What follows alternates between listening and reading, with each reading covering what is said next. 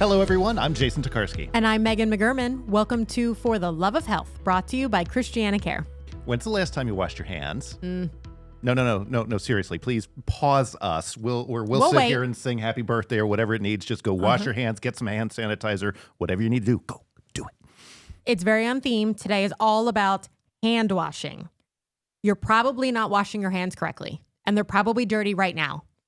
And to make it a little worse, according to the CDC, estimated global rates of hand washing after using the toilet are only 19%. Oh. Sit with that for a minute. Do better. Think about it. Wash your hands. And then come back and listen to our conversation with two experts on hand washing. We're joined by Christiana Care Associate Infection Prevention Officer, Dr. Pam Bailey, and Christiana Care's Director of Infection Prevention, Sara Townsend. Pam and Sara, help us out here. I thought everybody knew how to wash their hands.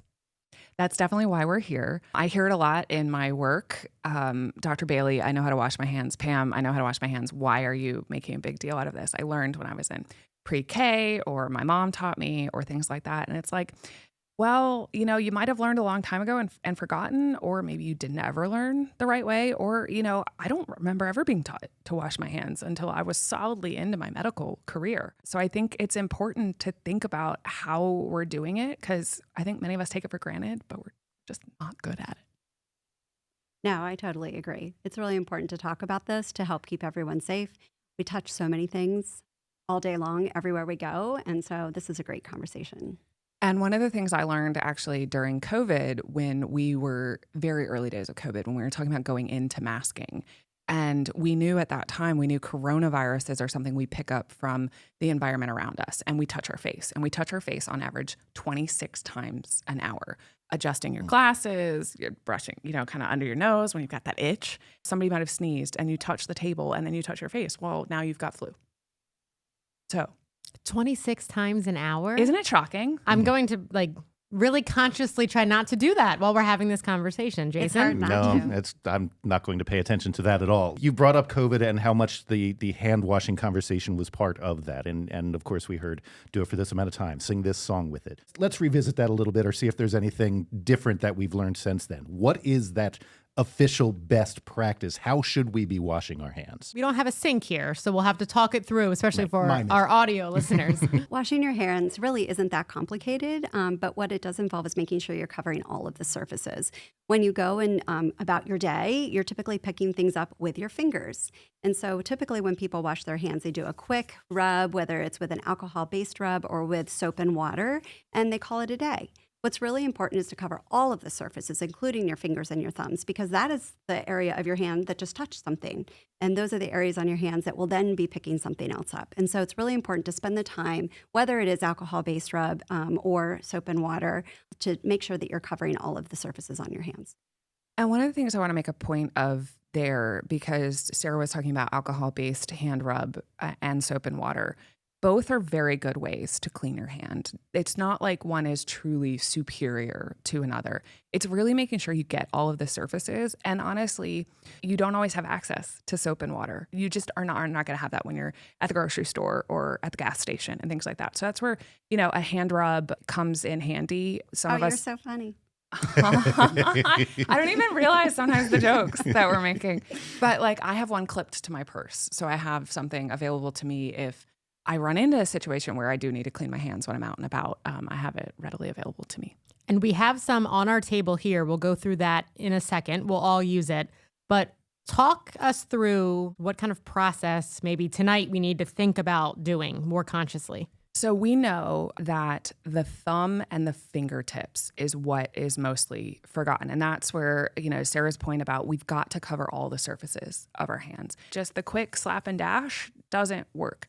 You've got to get enough sanitizer or soap to cover all of the surfaces of your hand. And if you have a regular pump dispenser, like one of the ones that you buy at the store that has the pump on it, that's generally enough. And you start with your palm. That is the highest surface area, but you've got to get the back of your palm in between your fingers, cover your thumb, the back of your fingers, as well as your fingertips. There's a lot that lingers under your fingernails. If you've ever been out in the garden or cooking, things always tend to get in, and those crevices and the surface area, everything, they're just completely covered. So you've got to do your job to get that stuff off.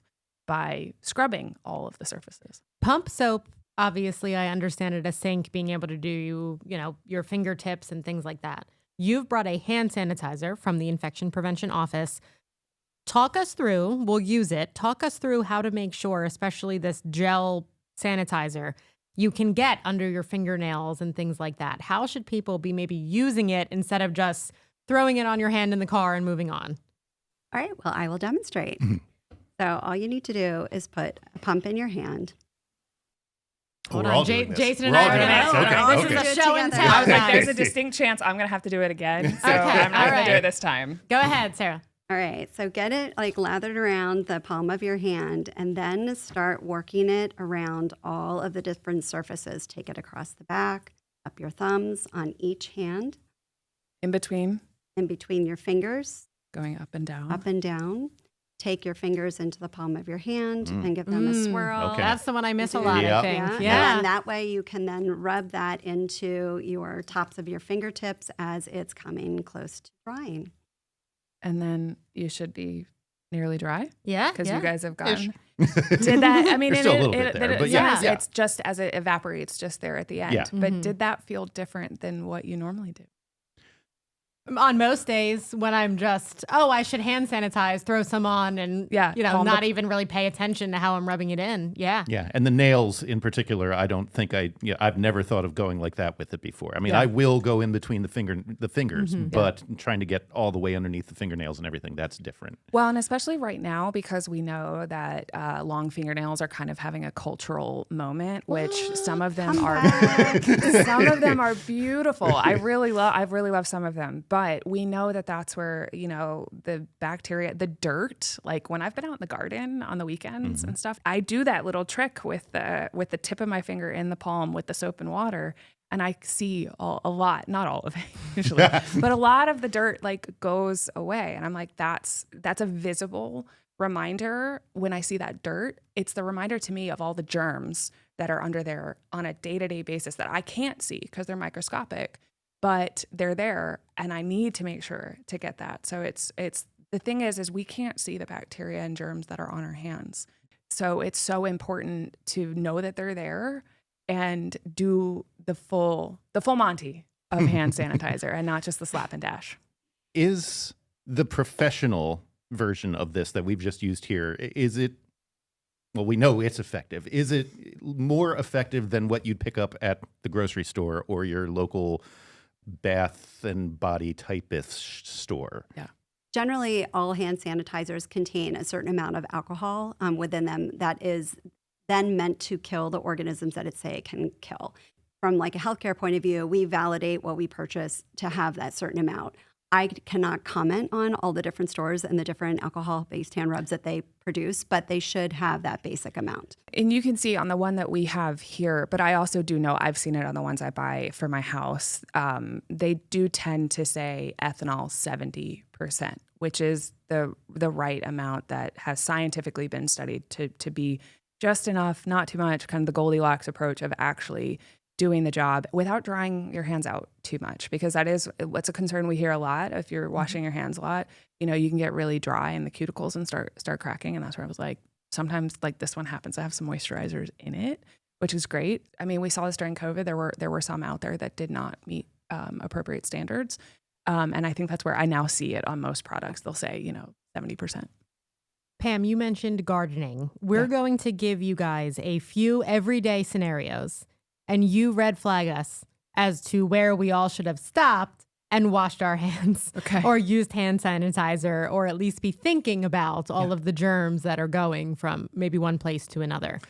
We'll start with shopping in the grocery store with a cart. Some stores have the reaction already is just amazing. Don't use the cart, guys. I'm a basket kind of girl if I can get away with it, and I put it over my my forearms. I was going to say the basket seems worse, but yeah, if you're getting it on the the thing is during COVID we were really good about having the wipes that you could wipe down, because you don't know who was touching that before you. But not everywhere has the wipe nowadays, so it's not the end of the world to me. But I do like to try to, if it's available, I do like to wipe it down. And then I have to remember not to touch my face as I walk around the store and I'm picking up crackers or soda or whatever I need to pick up. And then It's hard to do because you bend over and your hair like comes over on your face and then it itches, then you have to touch. I always used to say, just, make sure if you have to touch something, don't put your fingers into your mouth or into your eyes, because that's how you introduce the organism into your system. And it's hard to do. Let's talk about while you're making dinner and you're making that new TikTok Alfredo recipe, whatever it is that you saw. That sounds so good. Doesn't it though? Yeah. And so you've chopped up the chicken and you're making it, and now do you go wash your hands in the middle of making your recipe here because you just touched the chicken? And how many times, literally every time you touch a chicken, do you go wash your hands again? And there are things in the sink because you haven't washed all of your dishes yet and you're washing your chickeny hands over the other stuff. So much to think about. Yeah. Yes. Like, it's just making dinner. Why are you making it so complicated? Well, but yeah, you do need to think about this a little bit. And this is an area where people don't spend a lot of time thinking because you're busy. You just want to make dinner, right? So, as you're prepping whatever the meat is, and in this case, it's chicken for our delicious chicken Alfredo that we're working on, just be thoughtful ahead of time, so clear your sink so that after you're done chopping up your chicken and you're ready to transfer it to another surface, you're going to clean your hands. And make sure that you do that between different things. Because what ends up happening is if you touch the chicken, maybe you transfer it into the pan, and you need to then go back and like grab the knife. Now the chicken's on the knife handle. And so now if you go to the refrigerator to open it up to get let's say you need that Parmesan cheese now, you're opening up the refrigerator door with the juice from the chicken that you just chopped and touched the knife on. So you want to sort of interrupt that process, think through, similar to what Pam was talking about with how many times you touch your face. How many surfaces did you just touch while you were preparing that chicken? And so you want to like pause before you're going to other surfaces in your kitchen, including the countertop, and clean your hands in a clean sink. And that's where you would want to use soap and water to have the mechanical action of physically removing from all the surfaces that we just talked about the potential chicken juice that you now have on your hands before moving to a different area, because you don't want to bring the germs. And I mean, and that's where it's also making sure whatever's in the sink then is also cleaned well. Like maybe you're putting in the dishwasher or things like that. The cutting board, all of those things are now contaminated with whatever was in the chicken juice, as we've apparently started calling it. and again, there's bacteria and germs in there, and it's very easy. When you're cooking, you're cooking it, you're going to kill the bacteria. So am I super concerned if you reach for like the pasta box because you're gonna have a chicken Alfredo with fettuccine. So you reach for the box with your dirty hands. Well, that box can go in the trash. So maybe not a huge deal. But if you reach for the knife, the cutting board, the utensils, the plates, like you start, or that Parmesan cheese, and you take the lid off. Well, now that's all chicken juiced. I know at this point that when it comes to like eating raw cookie dough, it's less, at least from what I'm understanding, people are less worried about the eggs than they are the flour is a big source of it. So like if I've got flour on my fingers, do I need to go wash my hands as soon as I'm done? I mean, I personally do because I don't like the feeling of the flour on my hands. There are a lot of food safety protocols in place. So actually, your flour may have been run through machines to try to keep it clean of bacteria. I will never tell people not to wash their hands. There's very little downside to washing your hands more. If you feel dirty, you probably are, and you should wash your hands and things like that. There's danger to a lot of things that we may or may not be thinking about, and I don't want to turn anybody into hypochondriac or germaphobe. Too late. But wash your hands more often and get all the surfaces. That's the takeaway. You can really reduce your risk by simply scrubbing your hands and trying to be more aware of what you're touching. Okay, we're leaving the house. Okay. And our situational awareness here. Using exercise equipment at the gym. This one always gets me because I go full epidemiologist on exercise equipment in the gym, because do I do it before or after? So I do it after because I don't want people to get my bacteria, because I work in healthcare and I have probably a little bit worse looking microbiome. I have more of the bacteria from the patients that I see, part of me, because of the work that I do. I'm interacting with it, and I have it just in my thousands and trillions of bacteria on me. So I have that like kind of public health lens of it. But then sometimes I sit down and I'm like, I watch people like on the weight machines or the treadmills and stuff like that. And I'm like, you didn't clean after you were on it. So I'm also like, well, maybe I should wipe it down so I don't get your bacteria. But you know what I do at the end of the day? I wash my hands when I go in and I wash my hands when I come out. That is the most effective thing that you can do, actually, to keep yourself safe and to protect others. We teach our teams at the hospitals to, if you don't know if it's clean it before you use it, and then also always clean it after. And so when I'm going to the gym and working out, I'm thinking, I have no idea who used this before me. And I know that I touch my face while I'm doing things. I mean, it's just natural. And so I'm going to clean whatever I'm using ahead of time. And usually at these facilities, they have those wipes handy. And so that you can just quickly clean it. You said handy. I did. You did it to me earlier. I was doing I'm it being too. punny, and I didn't even know it. We enjoy a good pun here Yes, we on do. For the I Love of love Health. it. Don't worry about that. Yeah, so they're handy there. So you could clean that, but you can also clean your hands, which is really the most effective thing that you can do. Sporting events or concerts where you know those seats have probably never, ever been cleaned. We'll give them the benefit of the doubt. Cleaned, but not necessarily before you sat in it. Right. I mean, Have again, they I know. been Immediately. sanitized? Right. Yes. And I know your answer again is going to be bring the sanitizer with you. But, And, what do you recommend there? And this is where like you can go down the slippery slope because, I mean, everything that we look at has probably been touched by somebody or come in contact with something that might be, scary. So really at the end of the day, things to just sort of think about, just how do I keep myself safe? And we're here talking about hand hygiene. That's what we need to do. Do the hand hygiene.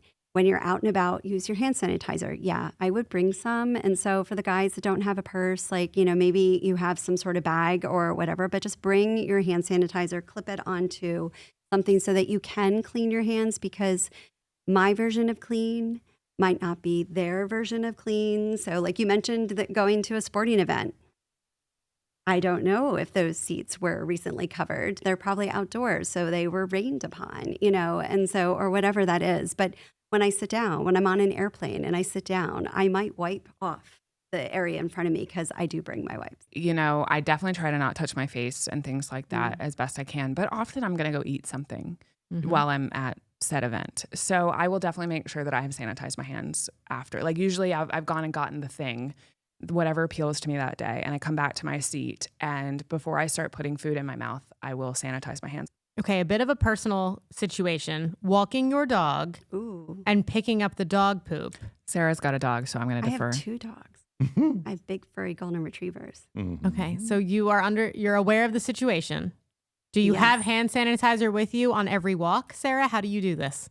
Well, it depends on what I'm doing. So if I'm at home, I just go back in and clean my hands afterwards. But yeah, when I'm on a walk, I do have, as Pam mentioned, a handy dandy, pun, I was going to say you said handy again. sanitizer, either in my pocket or attached to a belt loop or something like that. Because if they need to go, they need to go. And then, as mentioned, I will continue to touch my face just because we're out, and it just happens. So yeah.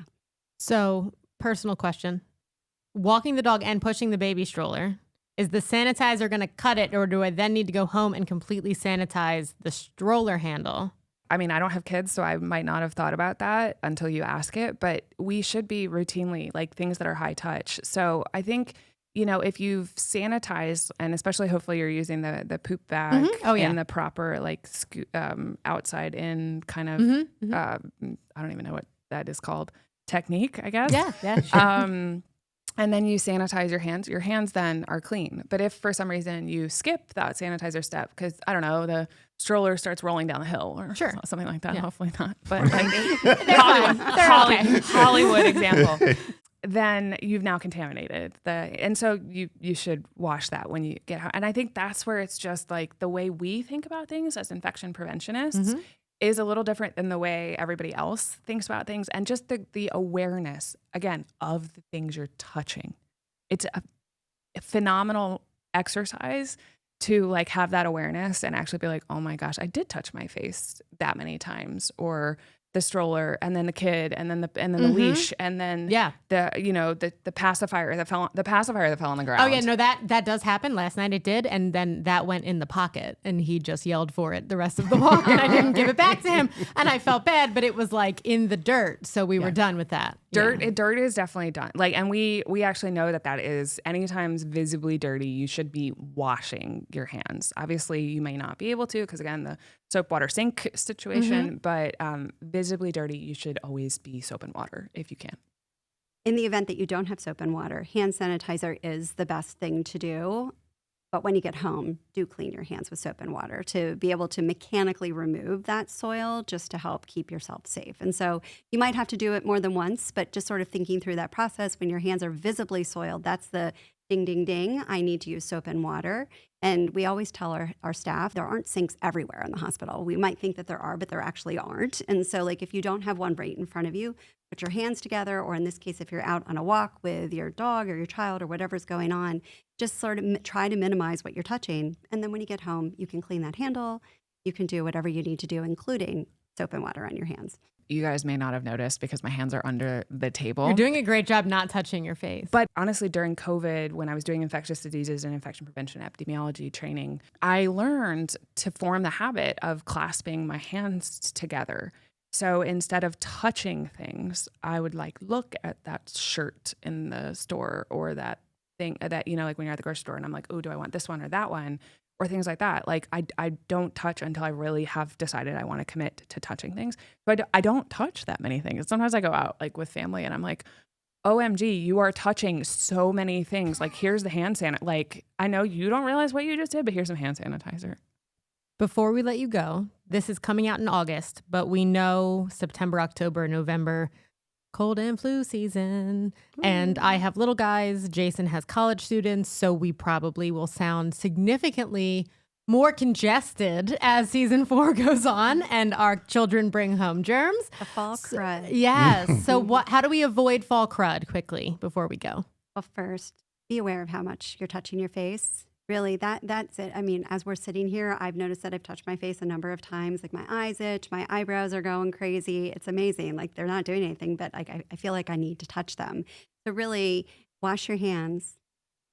Keep your fingers away from areas on your face where you could introduce those germs. But the first and most important thing is, as we've been talking about, really is just washing your hands and then when you're coming in contact with surfaces, like the cart when you're at the grocery store or you're working out, just clean that surface before you go and come in contact with it. It's like a 2-step thing, like one, protect your hands, but then clean your hands so that afterwards when you do touch your face or other types of things that you're not sharing those germs in different ways. And I think one of the other things is, you know, we're all coming in contact with a lot of different people. The more people you come in contact with, the more your risk of getting something is. A lot of people don't necessarily feel poorly until maybe 24, 48 hours into the illness. So you go to dinner with somebody and the next day they're like, oh, I just don't feel great. And you're like, well, I might be in the window, or at least that's what I think. You know, there's a lot of stuff out there, and especially as kids go back to school. And in the winter, the reason why we have our cold and flu season is because we're inside more. And so we're inside coughing and sneezing and coming in contact with more people in enclosed spaces. So just, again, the awareness of the people you're coming in contact with, the things you're touching your face, washing your hands. And I wouldn't be an infectious diseases doctor if I didn't say get your flu shot and your COVID shot to protect yourself as well. Wear a mask during the height of the season is highly recommended. We want everybody to stay as healthy as possible. Pam and Sara, thank you for making all of us think a little bit more like infection preventionists today. Thank you for having us. It was so much fun. You'll see Pam and Sara a lot over the next couple of months talking about the ways you can keep yourself safe and updating everyone on flu, COVID, your general germs as we try to keep ourselves and our families and each other safe. And we'll be back in 2 weeks with another great conversation. Until then, thanks for joining us for the love of health.